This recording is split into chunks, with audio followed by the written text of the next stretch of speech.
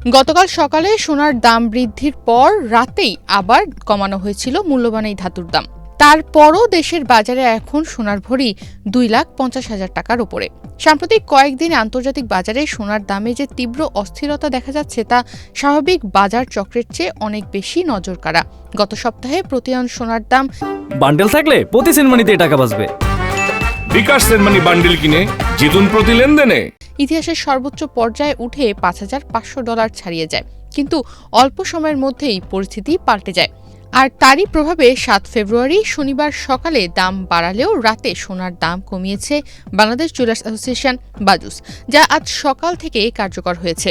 আজ সকাল থেকে দেশের বাজারে 22 ক্যারেটের প্রতি ভরি সোনার দাম 3,266 টাকা কমে বিক্রি হচ্ছে 2,58,824 টাকায়। তবে রূপার দামে এখনো কোনো পরিবর্তন আসেনি। আজ দেশে 22 ক্যারেটের প্রতি ভরি রূপা বিক্রি হচ্ছে 6,357 টাকায়। ভূরাজনৈতিক পরিস্থিতির পরিবর্তনও সোনার দামে এখন প্রভাব ফেলেছে।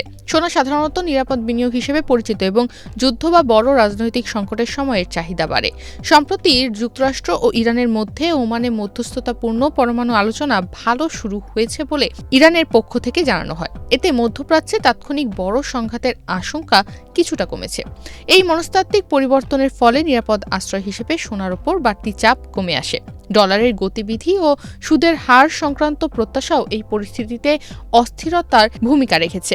ডলার কিছুটা দুর্বল হলে সোনার দাম স্বস্তি পায়, আবার যুক্তরাষ্ট্রে সুদের হার দীর্ঘ সময় উচ্চ থাকতে পারে এমন ধারণা তৈরি হলেও সোনার ওপর চাপ পড়ে। ফলে বাজারে স্পষ্ট দিক নির্দেশনা না থাকায় দাম ওঠানামা করছে।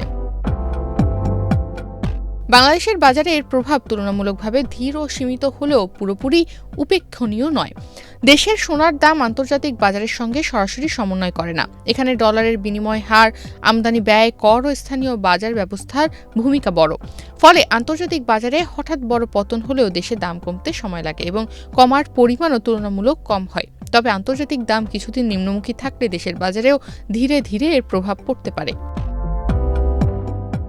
নতুন মূল্য অনুযায়ী 8 ফেব্রুয়ারি রোববার সকাল থেকে দেশের বাজারে প্রতি ভরি 22 ক্যারেটের স্বর্ণ বিক্রি হচ্ছে 2,58,824 টাকায়। এছাড়া 21 ক্যারেটের প্রতি ভরি সোনা 2,47,044 টাকায়, 18 ক্যারেটের প্রতি ভরি সোনা 2,11,760 টাকায় আর সনাতন পদ্ধতির প্রতি ভরি সোনা 1,73,327 টাকায় বিক্রি হচ্ছে। গত কয়েক বছর ধরে বলতে গেলে ধারাবাহিকভাবেই বেড়েছে সোনার দাম। তবে 2026 সালের শুরুতে দেশের বাজারে 22 ক্যারেটের প্রতি ভরি সোনার দাম ছিল 2,24,182 টাকা। 2026 সালে 1 জানুয়ারি থেকে এই পর্যন্ত বাংলাদেশে মোট 27 বার সোনার দাম সমন্বয় করা হয়েছে। এর মধ্যে 16 বার সোনার দাম বাড়ানো হয়েছে আর 11 বার কমানো হয়েছে। 7 ফেব্রুয়ারি শনিবার রাতে সোনার নতুন দাম নির্ধারণ করে বিজ্ঞপ্তি দিয়েছে বাজুস। এতে বলা হয়, স্থানীয় বাজারে তেজাবি স্বর্ণ বা পিওর গোল্ডের দাম হ্রাস পেয়েছে। এ কারণে সোনার দাম সমন্বয়ের সিদ্ধান্ত নিয়েছে বাজুস। সেই সঙ্গে সরকার নির্ধারিত 5% ভ্যাট ও বাজুস নির্ধারিত ন্যূনতম 6% মজুরি যুক্ত হবে। আবার গহনার ডিজাইন ও মানভেদে মজুরিতে তারতম্য হতে পারে। গতকাল দেশে 22 ক্যারেট সোনার প্রতি ভরির দাম ছিল 2,62,090 টাকা।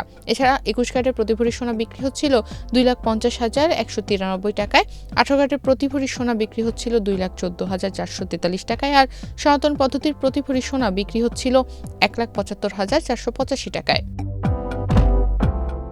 দাম কমার প্রত্যাশায় ক্রেতারাও এখন অপেক্ষায় থাকলেও দীর্ঘমেয়াদে সোনার উচ্চ দাম থাকায় চাহিদা পুরোপুরি কমে যায়নি। অন্যদিকে যারা উচ্চ দামে বিনিয়োগ হিসেবে সোনা কিনেছেন তাদের জন্য স্বল্পমেয়াদে ঝুঁকি বেড়েছে, কারণ সোনা এখন কেবল নিরাপদ সঞ্চয় নয়, বরং অস্থির একটি বিনিয়োগ পণ্যে পরিণত হয়েছে। সব মিলিয়ে বলা যায়, সোনার বর্তমান মূল্যপতন কোনো দীর্ঘমেয়াদী ধস নয়, বরং অতিরিক্ত ঊর্ধ্বগতির পর একটি তীব্র সংশোধন। বড় কোনো রাজনৈতিক বা ভূরাজনৈতিক সংঘাত বা বৈশ্বিক আর্থিক সংকট তৈরি হলে দাম আবার দ্রুত বাড়তে পারে। তবে সে ধরনের স্পষ্ট ট্রিগার না থাকলে সামনে আরও কিছু সময় সোনার বাজারে অস্থিরতা বজায় থাকার সম্ভাবনাই বেশি। তনিমা রহমান, বাংলাদেশ প্রতিদিন।